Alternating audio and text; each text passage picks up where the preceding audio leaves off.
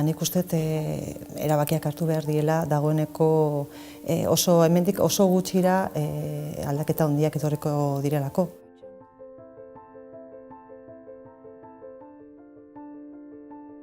Donostia zahartuta dagoen hiria da argi eta garbi. Datuak adierazten dutenez, Europako herrialde iso zahartze aktiboaren eta ongizatearen indizeetan buruan gaude. Haatik, hala maila individualean nola sozialean, kostatu egiten zaigu hori onartzea, eta are, gure zahartzaroa nola bizitzea gustatuko litzaiguken irudikatzeari muzin egiten diogu. Horren ondorioz, erabakiak atzeratu egiten ditugu, eta neurriak ez ditugu garaiz planifikatzen oraindik alternatibak ditugunean. Pertsonei gertatzen zaigu hori, eta baita erakundeei ere. Como sociedad todavía no hemos interiorizado la necesidad de que tenemos que pensar en cómo queremos vivir cuando seamos mayores. Donostia Lagunkoian parte hartzen duten pertsonek azpimarratzen dutenez, zahartzen ari garenaren kontzientzia hartzea funtsezkoa da nahi dugun etorkizuna pentsatu eta eraikitzeko erabakiak garaiz har ditzagun. Biziziklo berrirako trantsizioa eta adinaren kudeak eta ardatzean, erretiroak bizitza ibilbideetan suposatzen duen kontzientzia hartzeari erreparatzen zaio. Eta zahartze aktiboak, partaidetza soziala eta hobeto zahartzeko gertaerei aurre hartzeko ekimenak artikulatzen dira. Era berean, belaunaldien arteko urruntasuna prebenitzeko xedez, hiri kohesionatu bat sortzeko belaunaldi arteko harremanak ahalbidetzeko testuinguruak bultzatzen dira. Y luego entré en un grupo de gente jubilada que habíamos ocupado puestos en empresas, principalmente para asesorar a pequeñas empresas que estaban en dificultades. Porque es el feedback que yo enseño, pero a mí me enseñan y es un círculo, ¿no? Entonces, esa motivación te hace estar en satisfacción dentro del sector.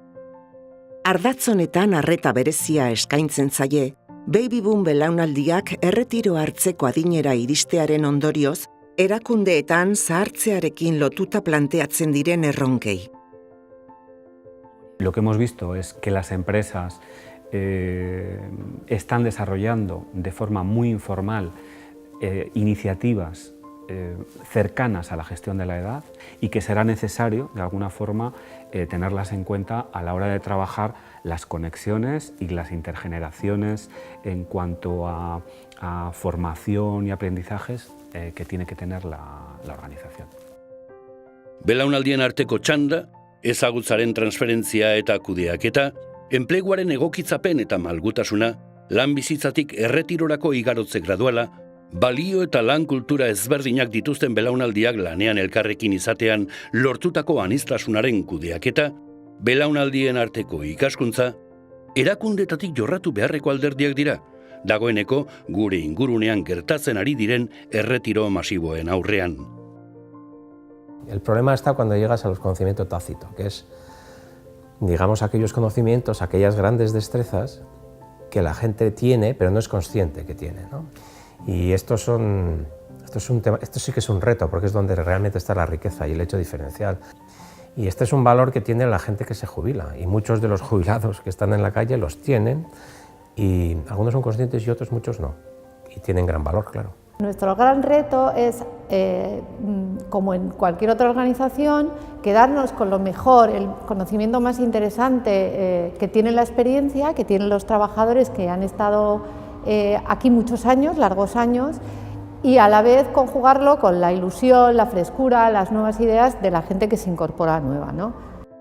Hiria estereotipoak hausten dituen espazioa izan behar du.